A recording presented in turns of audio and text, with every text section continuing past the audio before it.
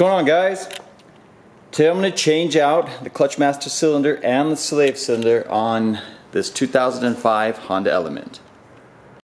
I picked this up about 2 months ago and had been driving it for a bit when I noticed the clutch pedal had started staying on the floor. It was sticking every now and then periodically.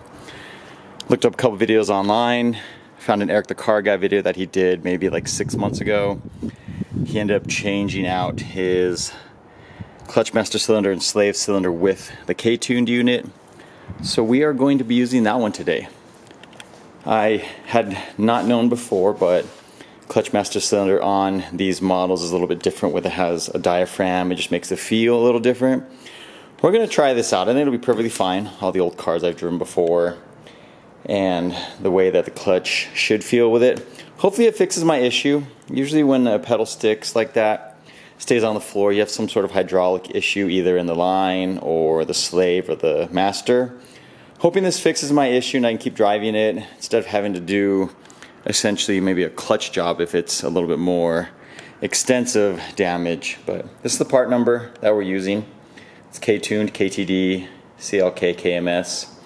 Let's get started on that, see if we can knock that out relatively quickly today. First thing I'm going to do is get my battery removed. Mine looks like it has the original 10mm nuts on both terminals, and you have two 10mm nuts here holding the battery stay down. Next, I'm going to go ahead and remove the whole air box. We have the hard line we're going to remove, and then the soft line which loops down behind this. I think it'll be a lot easier if I just remove the air box. Go ahead and disconnect the tubing here. You have a little, mine has this kind of fitting, it's a little screwdriver. You also have the ones for this tube itself. These are 8mm, or if you can get a screwdriver in there as well. And then around the air box itself, we have a handful of 10s. There's one right here. There's another one right here next to the wiring. Looks like, I think just the third one is right there. Let's get all that removed and see if we can pull the air box up. At the same time, you can just pull the throttle cables away from their brackets if you need room.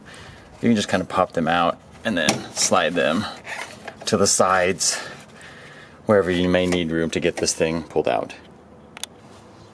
So once I had those 4 8mm removed, I was able to pull this forward. I didn't necessarily need to remove this clamp. This kind of just popped out of the intake tube. I got the 3 10mm removed. This tube is connected here. You could probably just slide this one off, and then if you want to just pull this thing straight up, it should be able to wiggle it out somehow. Maybe this side would be easier on the other side of the cables, and then pull your tube out of the way. I think that would be the best for accessing all those hydraulic lines down there. So down here is where the line from the CMC, there's a soft line which comes around and it meets up with the line that heads to the slave. Right there is a 10mm bolt. We're going to remove that bracket, and this one, little bracket, the bolt is right.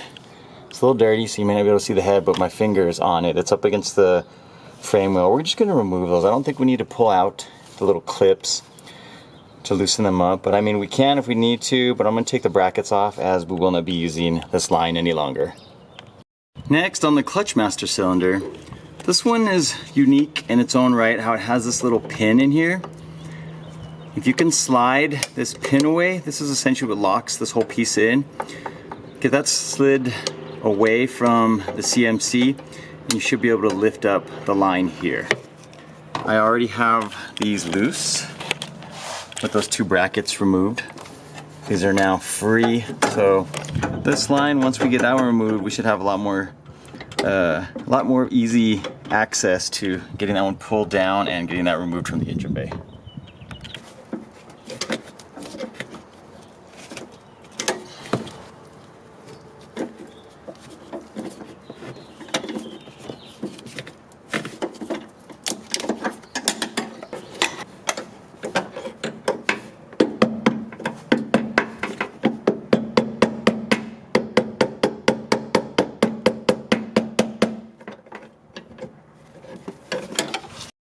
I got it out a little bit. I don't know if you can see it here. Can't seem to get the rest of the way. It looks like it's, I guess there's still maybe like half an inch between that and the booster.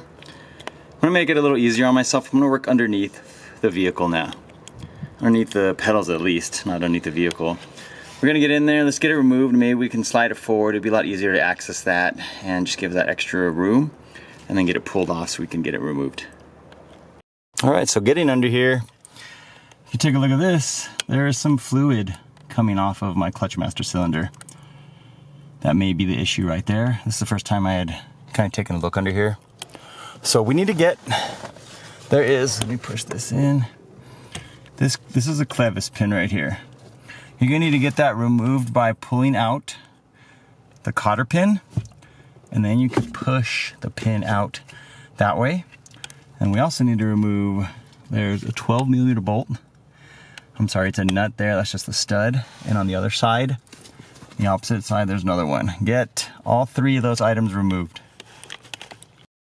Also here, just a little bit of look at the fluid that's been leaking down on the carpet. So might be the indication of what's wrong with my particular setup and why it's not returning and staying on the floor. All right, so that gave me a couple more rooms. Now I can actually like pull it forward. We have, I'm just looking at some random shit. Let me look at this. Let's pull this off. This is the reservoir. I'm removing that so I can kind of get the whole CMC out. And this is that pin now. I should be able to pry it out pretty easily now with all that extra room. You also don't want to damage it, which is one of the main reasons I didn't want to mess around with it elsewhere.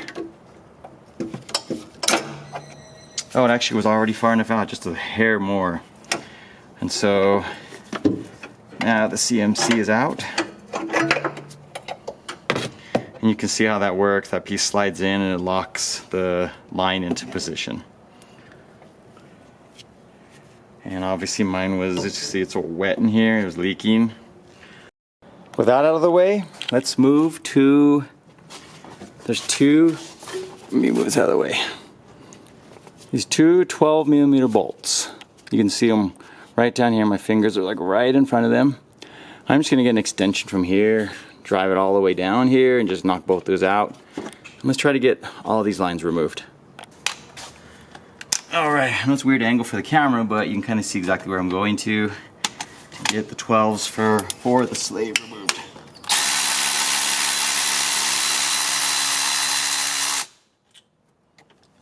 The first one is off. Let's get it with my magnet.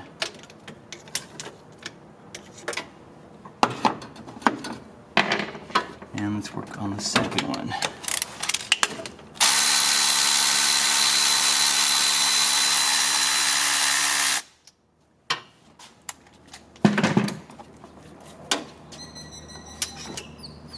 Oh, and the slave is now free. Let's see about wiggling this out somehow. Let's actually push it back this way. Let me move the camera over here a little bit. So I'm just going to feed in the slave around the battery tray over the transmission, and there's the slave. This line being free, it should come over here. I'm sure I can get it around here somehow. Just caught on a brake line. Those little brackets down there, they fell a little lower, catching on wiring, but I think we can get it all up now.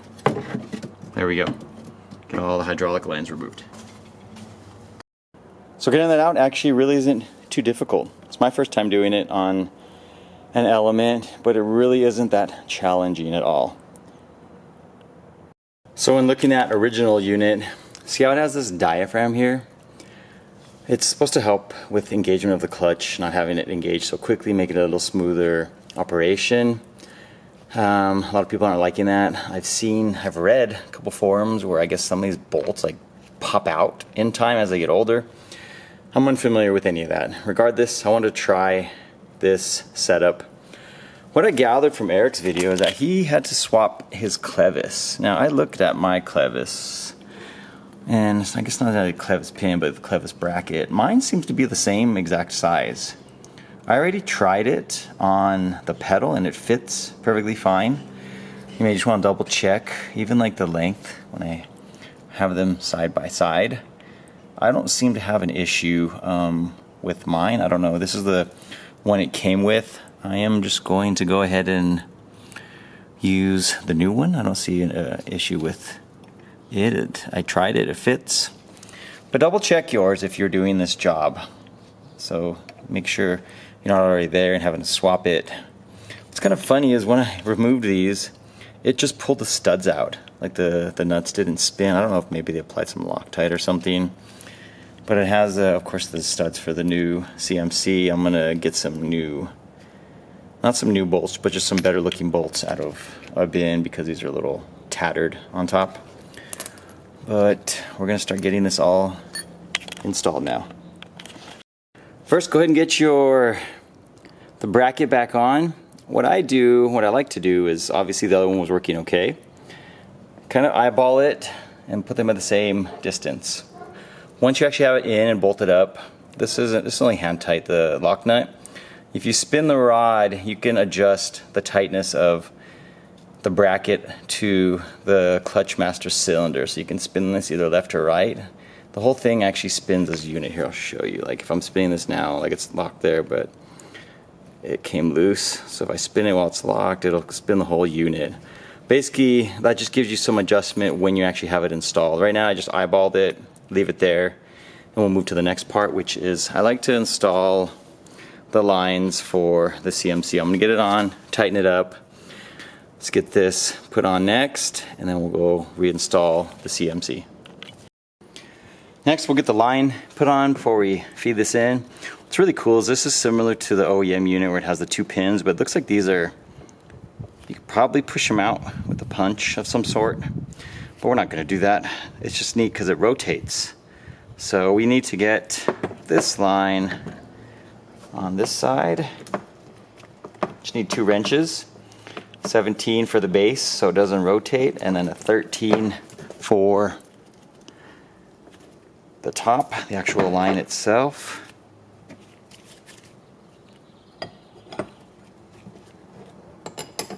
And we're gonna snug this one up.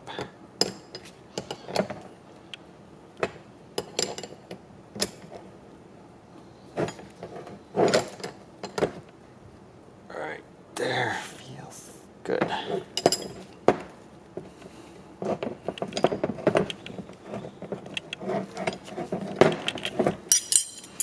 So what's neat is when it's in there, you can move that around. I think it's just probably going to sit on this side and feed down towards the transmission.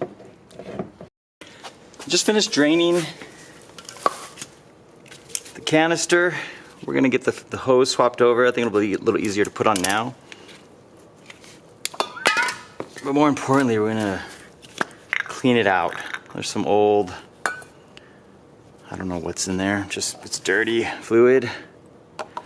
Last thing you want to do is introduce that to the new system.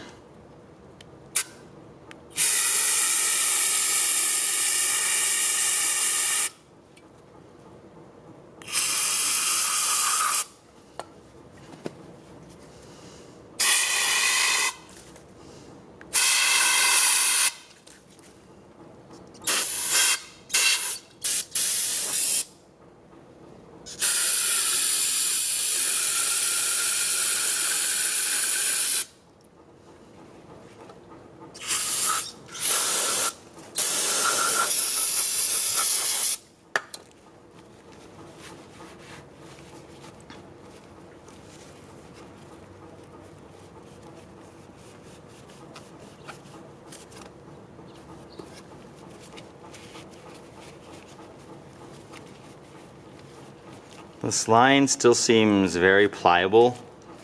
I don't really feel like I need to change it. It doesn't look like there's any sort of damage whatsoever. Maybe they changed it at one point. It does look OEM. Might be original. And this element has 230K on it. So cleaned out. Let's get that put back on to the new CMC. So I got it installed here. I was working on the clevis pin and I wanted to show you something I like to do. A long time ago I came across these little clips and I like using these in place of these, I can't think of what they're called right now, guys. It's just drawing a blank. Anyway, these are cool. You slap them on. I mean, it makes it easy to change. They're not going anywhere. This thing I think works just as well, but way easier to install and remove if ever needed. Underneath here, get everything tightened up. Retighten up the two nuts that go onto the CMC. You can put in your clevis pin, and I didn't adjust it. I left it where it's at. It seems like the range feels good, but I mean, that's something I can always adjust once we get the system up and running and bled. Now we need to get the slave attached to the line. It's going to be so much easier to hook this up now and tighten it up. This one also swivels, so once you get it tightened, you can actually have room to move it. Because there's not a lot of room in here if you put it on to the transmission. So we're going to get this tightened up and then we'll feed it back down and use the ratchet to tighten it up just the way I did. And then next we can go ahead and start adding fluid, try getting this bled correctly.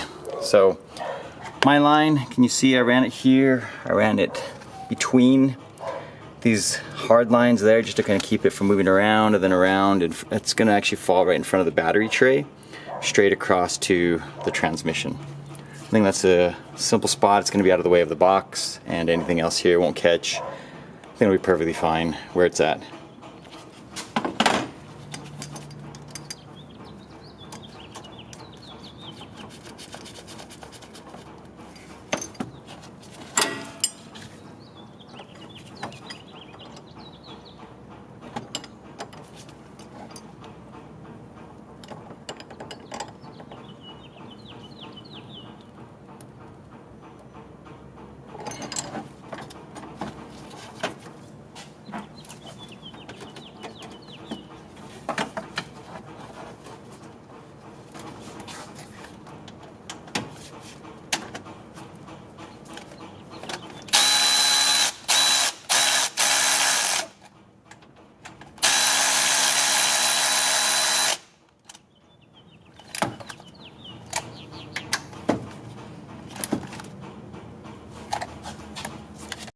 At this point, with everything tightened up, we're going to start to add fluid, and we want to get the system bled.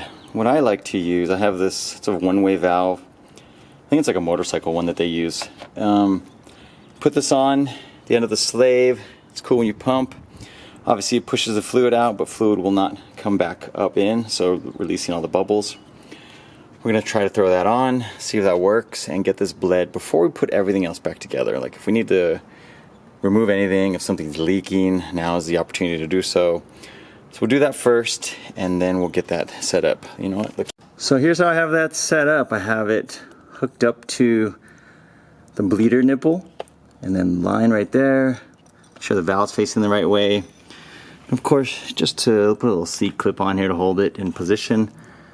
Try to keep it as clean as possible. Let me fill up the reservoir, start pumping in and see if we can get all the air out of the lines.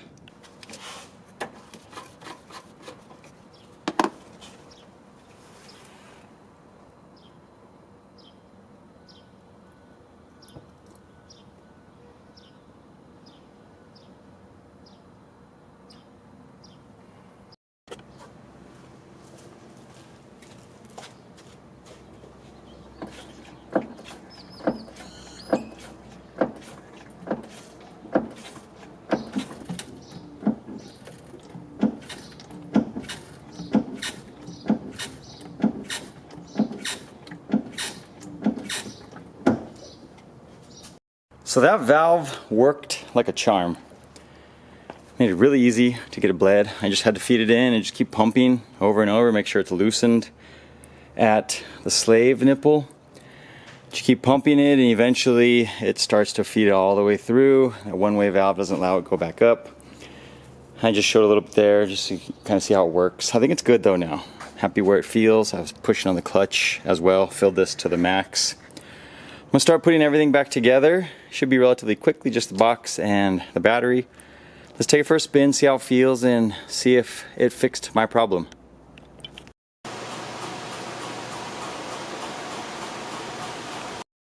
Alright guys, so there we go. Once I got everything put back together, took it for a spin, drove for about 10 miles. Everything felt great, I didn't have any issues. While you are done with the job, make sure you double check, inspect for leaks. I checked before and after the drive. I don't have any issues. Looks like I have a little bit extra here that I can clean off, but the canister doesn't look like it's leaking anything, nor does the clutch master cylinder. Do yourself a favor, check underneath as well, just to make sure. You may have saw I had a little clip. If you're there, change your filter. My air filter, I have no idea the condition of it, as I just bought this vehicle a month ago. The filter was relatively inexpensive. I think it was only like $8 or $9 shipped, so I picked one of those up just to throw it in. If you saw right now, I put on a different set of wheels, only because one of these keeps going flat. I refilled it. It was the front passenger side. It keeps going flat. These wheels were off of my Integra. Thankfully they're 16 and 5x114, so they fit. It looks hilarious with the mini tires on there. That's got to be like a 5-inch difference tire size, just by eyeballing it. These are 195/50 16. These are 235/65. It just looks really funny.